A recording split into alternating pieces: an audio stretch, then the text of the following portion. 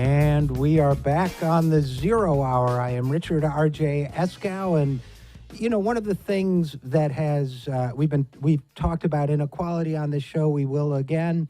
One of the things driving inequality in this country is the loss of union representation and the general hostility, I would say, in the culture in many or corners of the culture towards unionization. But there are success stories here and there. One of the areas where people work and have been struggling for recognition and compensation for a long time is graduate students who take on a lot of the burdens of educating undergraduates at a university. And here to talk about that now with us is a PhD student in civil engineering at Columbia University. Olga Brudastova is also an organizer with GWC UAW Local 2110, and we're going to be talking about that right now. Olga, first of all, thanks for coming on the program. Thank you so much for inviting me. It's really exciting. Oh, good. I'm glad you feel that way. And did I get your last name right? Yeah. Yeah, mine was Isakov originally, but they simplified it. So, listen, you guys have organized at Columbia, you grad students. Is that correct? Yeah, absolutely. Or graduate workers. Yeah, okay, graduate workers is a great term, and I think that thank you for correcting me on that, because grad students has always been, for a long, long time, been a sort of definition. It's kind of like people have abused it, though. Tell me if you agree with this, but I feel that people have abused it the way they abuse all sorts of terms to prevent people from being recognized for the work they do. You guys are obviously doing research, and you're obviously working on your PhDs or graduate degrees, but you also are workers. And tell us a little bit about that for people who might not be clear on that. What's the kind of work you guys do? Well, I think the most common positions are teaching assistants and research assistants. And teaching and research are the two missions of universities such as Columbia. And we directly fulfill these missions. We directly contribute to the work of our universities, our grad schools.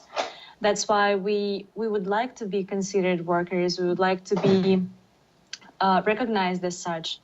And that's why we would like to exercise our right for collective bargaining.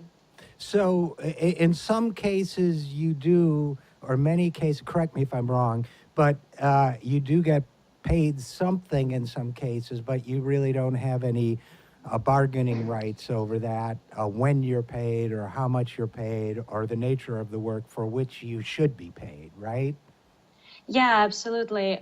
We are paid, well, actually, it's quite a bit if you also consider coverage for tuition, and nobody denies that, but we have no say in what healthcare we can rely on, well, what childcare we can expect from the university, what is our, vacation leave, and all other policies that actually define our lives, not just our works, especially for international students like myself. Yeah, we were talking about this here at the show and wondering whether, I don't know if you guys have discussed this in your organizing work at all, whether there's any parallel between your situation and that of, for example, student athletes who may also get free tuition, but also don't have any say over their working conditions or benefits or level of pay, which in their case is often nothing. But have you, I know student athletes are also trying to organize. We've had people on talking about that. Have you considered the parallel at all? Well, I knew very little about it back when it was happening, but after I started organizing, I read a little, I watched some TV shows explaining this in a more in more simple terms, and I did see some parallels, especially in the ways how administrations of universities protect their right to call our students rather than student athletes or student workers. So, and again, we're talking with Olga Brudastova, who is a graduate worker at Columbia University and going for her PhD there. So tell me now, where are you in the organizing process? I'm an organizer, just like as hundreds of other graduate workers. Yeah, and we don't have a direct structure so far. We are hoping to get a bargaining committee very soon. But other than that, everybody is welcome to contribute as much time as they have and do any work because, yeah, there is plenty of it. Have you had a vote yet among the workers to consider whether to affiliate with the union or not? Well, yeah, we are affiliated with UAW and we were affiliated with them since very early in the campaign because we foresaw some legal battle at NLRB, at the National Labor Relations Board, and their support was really necessary for that, for all the hearings and all the process of establishing ourselves as workers. So your union affiliation, and you're an organizer with GWC UAW. So is that like a division of the UAW? Yeah, so the Local 2110 is the local union representing clerical workers here at Columbia and Citrus College, at Barnard. They also represent now contingent faculty, non-tenure track faculty at Barnard. They represent some workers at MoMA and other places around the city. So it's a very large local within the International Union UAW. So, okay, so now where are you with the administration at Columbia? The last I heard something about the administration was maybe trying to discourage you guys from going with the UAW. Well, they couldn't discourage us from going with them.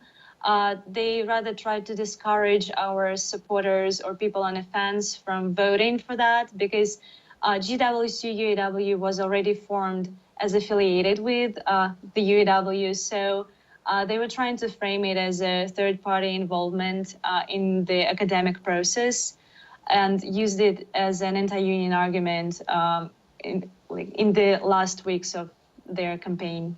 So I'm a little disappointed, I have to say, to hear that it's what you describe, Olga, sounds a lot to me like a variation on classic anti-union talk from an employer, not the kind of thing I would hope to hear from an institution of higher learning.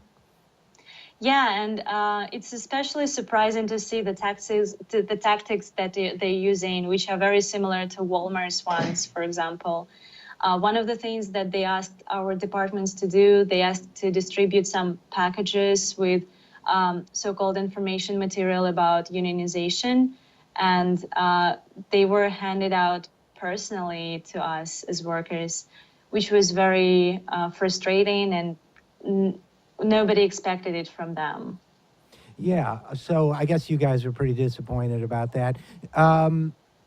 Now, did you come to the States to study? Have you been here a long time? Did you grow up here?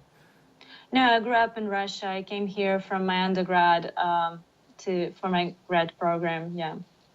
So, what drew you personally, Olga, to organizing? You're studying civil engineering. You know, I might have thought an organizer would have a different, a social sciences or historical, political background. What drew you as an engineer to organizing? Well, my personal experience involved late payment issue, and I was paid with a delay of 2 months in my first semester and 3 months in my second semester at Columbia, which was pretty hurtful because I was an international student. I am an international student, and it frustrated a lot, and it just got in the way of the studies and getting settled in the housing. But anyway, when I talked to organizers who were actually from humanities and social sciences, they told me that this is actually an issue very easily resolved by a union contract. So that got me very interested in. The further I looked into unionization perspective, the more I learned that there are some simple issues that can be easily resolved by a union contract. Yeah, good. Good. I guess my next question would be, all right. So you guys have had a vote. You've got that consensus. What are your demands?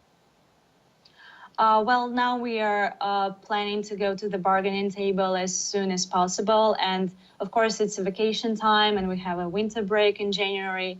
But I'm pretty sure we, the union, will be able to get to the table like as soon as early spring. But of course, we do not expect Colombia to agree with us that quickly. And although we do hope that they will stop delaying this process and will just negotiate with us a contract in good faith. Okay, but do you have a list of, that makes perfect sense.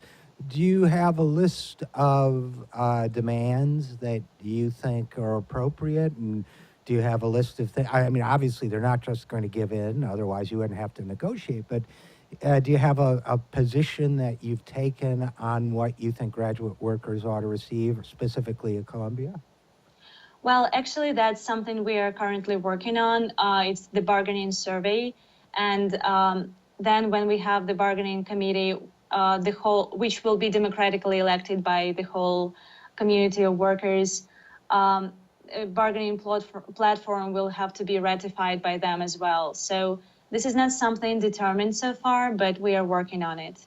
Are you guys the first group of graduate workers to get this far in the unionization process? Well, except for NYU, which voluntarily recognized their union for graduate employees, we are the first union under Columbia decision and the first one in the private university to include both TAs and RAs. So I guess my last question, Olga, would be for you personally. How is, obviously you're doing all this and you've still got to do your work. You've still got to work on your thesis or whatever other content work you have in your field. How has this been for you? Has this been an elating experience, a frustrating experience, all of the above, informative? Is this something you might want to do more of in life? Or what's your feeling about this whole process as far as you've been through it? Well, I always considered myself as not a political person, and I do believe that unionization of your own workplace is not a political issue, especially if you yourself or you have a lot of friends and colleagues who face different problems that can be easily resolved by a union contract. That's why I'm having a hard time to understand how this question can be controversial at all. And I do believe that graduate workers and academic workers in general do need protection of a contract. So can you see yourself doing more of this in the future, or is this just going to be something, one of those experiences you remember years from now and say, that was interesting? To be honest, I do play with an idea of doing it in the future, but it's something to be determined further in the way. Well, you don't have to decide now. That's the good part. So, look, I'm glad you guys are doing this. I'm glad you're taking this conversation to a higher level because it's very important, I think, for I think the entire university community, eventually to include adjunct professors and other people as well in the process, and certainly graduate workers are important. So, Olga Brudastova, of Columbia University and organizer with I have to look this up, sorry, GWC UAW Local 2110. Thanks for the good work and thanks for coming on the program. Thank you for your time. Thank you. It was a pleasure. We will be right back after this. I am Richard R.J. Eskow, and this is The Zero Hour.